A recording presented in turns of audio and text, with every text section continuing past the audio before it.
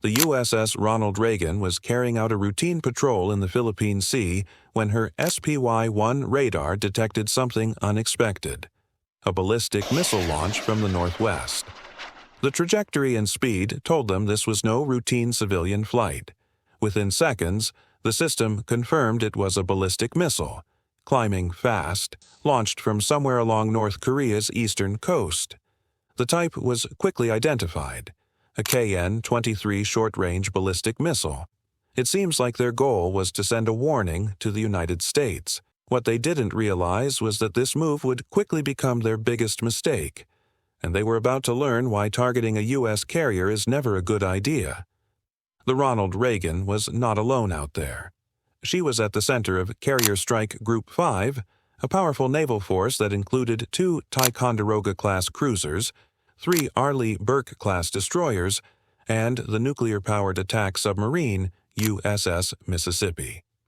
This was a formation designed to fight and win against advanced militaries, not something a small, outdated North Korean force could realistically threaten.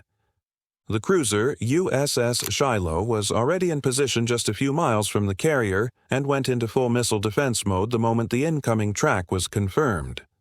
Her SPY-1 phased array radar locked onto the KN-23 and fed the data straight into the Aegis combat system. Orders came from the strike group commander. Seconds later, 2 SM-3 interceptors were prepared for launch. Orders came from the strike group commander, and the 2 interceptors blasted out of the Shiloh's vertical launch cells. The first SM-3 destroyed the North Korean missile in mid-flight, breaking it apart before it could come anywhere near the carrier group. The second interceptor self-destructed as programmed once the threat was gone. Now, the North Koreans were pissed. They hadn't expected the Americans to intercept their missile so quickly, and watching it get blown out of the sky in seconds was a direct embarrassment. They assumed the launch would at least force the U.S. carrier group to change course or move into a defensive posture. When that didn't happen, they decided to escalate. If they couldn't cause major damage, they wanted at least some small result that could be shown as a success back home. At 7:24, radar operators on the Ronald Reagan saw a new set of contacts appear. 24 North Korean aircraft had just taken off from Wonsan Air Base. The radar signatures showed a mixed group of MiG-29 fighters and Su-25 ground attack jets. The MiGs could carry short to medium-range air-to-air missiles, while the Su-25s were designed for attacking ground or sea targets at low level. The North Korean pilots were flying at very low altitude, trying to stay under long-range radar coverage. This tactic can reduce detection range, but in this case, it made no difference. The carrier's E-2D Hawkeye airborne early warning aircraft was already airborne, operating at high altitude with its radar scanning hundreds of miles around the strike group. The Hawkeye had been tracking the North Korean planes from the moment they lifted off the runway. At 7:25, the carrier's Alert 5 fighters were launched. These were the jets kept on standby with pilots strapped in and engines ready to start at a moment's notice. Their job was to get airborne as fast as possible and intercept any immediate threat before it could reach the strike group. Within minutes of those first 2 leaving the deck, the crew began arming and launching more Hornets. Each was loaded according to the threat: AIM 120 AMRAAMs for long-range engagements, AIM 9X Sidewinders for close combat, and external fuel tanks for extended patrols. By 7:30, the carrier's escort ships were already adjusting their positions to build a layered defense around the Reagan. The destroyer, USS Barry, moved forward and slightly off the carrier's bow to take the role of the primary missile shield. This was standard procedure. Putting an Aegis-equipped destroyer in front of the carrier ensures that any incoming missile has to pass through the destroyer's engagement zone first. The Barry's ANSPY-1D radar locked onto the incoming air tracks, ready to feed targeting data to her SM-2 and SM-6 surface-to-air missiles.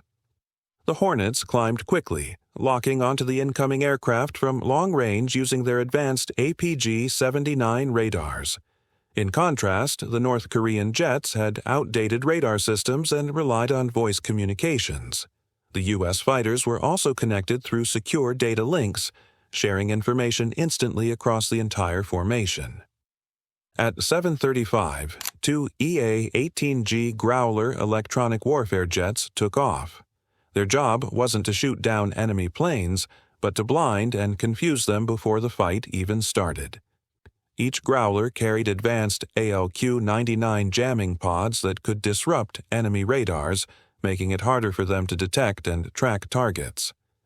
These aircraft began jamming the North Koreans' radars and communications. Almost immediately, the North Korean formation began to lose coordination. By 7:40, the Hornets formed a defensive wall at multiple altitudes, covering each other's attack angles. The North Koreans kept coming, but at maximum missile range, the Hornets fired AIM-120 AMRAAMs. A few seconds later, 4 North Korean MiG-29s exploded almost at the same time, fireballs and debris falling toward the sea. The rest of the formation broke apart, with some aircraft turning back and others trying to evade. The Su-25s, slower and less maneuverable, were easy targets. More AMRAAMs and AIM-9 Sidewinders were fired, and the surviving North Korean jets were retreating, low on fuel. At this point, they should have realized they had no chance against the U.S. forces and ordered their units to pull back. But instead, the North Koreans chose the worst possible option: to escalate even further. At 7:52, the USS Mississippi, a Virginia-class attack submarine, picked up the signature of a Sang-O-class North Korean sub creeping toward the carrier group. It was moving slowly, likely trying to stay hidden in the background noise of the ocean, its captain hoping to get within torpedo range of the Reagan or one of her escorts. What they didn't know was that the Mississippi had been tracking them for more than an hour using its advanced sonar systems. Inside the control room of the Mississippi, the crew had already simulated multiple attack solutions. If the order came, they could have launched a Mark 48 torpedo that would have reached the North Korean sub in under a minute. The North Korean captain would have never seen it coming, but instead of sinking it, the U.S. decided to send a message. The captain ordered a single exercise torpedo, inert but detectable, to be launched well off target.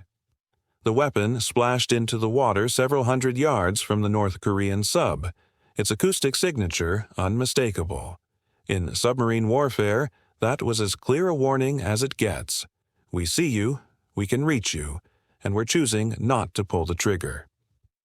Almost immediately, sonar picked up a change in the North Korean sub's behavior. It turned sharply away from the carrier group and increased speed, heading back toward safer waters. You might be wondering why the North Koreans would suddenly take such a risky shot at a U.S. aircraft carrier group. Well, it wasn't random. They had a very specific reason. In the past few months, North Korea had sent a large number of troops, artillery pieces, and rocket launchers to support Russia in Ukraine, and the U.S. intelligence had been tracking their movements from the start. Then, just last week, Ukraine carried out one of its most effective strikes against them. Using coordinates provided by U.S. intelligence, Ukrainian forces targeted several North Korean manned positions with HIMARS rocket artillery. The attacks were precise and devastating. One base on the outskirts of Makiivka was hit first. Estimates later confirmed that more than 250 North Korean soldiers were killed in that strike alone. A second strike followed hours later on a convoy moving. That column had at least a dozen trucks and several artillery pieces. The rockets tore through the convoy, destroying vehicles and killing another 60 to 70 troops. Ukrainian drones recorded the aftermath, showing burning wrecks and scattered equipment. By the end of the operation, over 320 North Korean personnel had been killed in less than 48 hours. Entire artillery batteries they had sent to aid Russia were gone. For North Korea, this wasn't just a battlefield loss. It was a public embarrassment. The U.S. had not only armed Ukraine, but had given them the exact coordinates to hit those positions. So, in North Korea's view, the United States had crossed a line, and they needed to be punished and warned. But so far, every move they'd made had ended in failure. But they weren't giving up. This time, they decided on a combined low-altitude strike using both fast attack boats and shore-based anti-ship missiles, hoping to overwhelm the Americans from two directions at once. On the East Coast, 4 North Korean fast attack boats, each armed with a pair of C-802 anti-ship missiles, were ordered to push out into open water. They were small, fast, and capable of blending into surface clutter on radar if they hugged the coastline long enough. At the same time, mobile missile launchers positioned near the coast were prepped for firing. These were older, truck-mounted systems with limited range, but if they got lucky, even one missile could cause damage. Shortly after, the launch command was given. 8 shore-based anti-ship missiles roared into the sky, flying low over the sea to avoid early radar detection. Almost immediately, the fast attack boats began their high-speed run toward the carrier group. But here's the thing. When U.S. forces are attacked, they don't stop watching. After the first strike, American aircraft, drones, and satellites were already monitoring the area.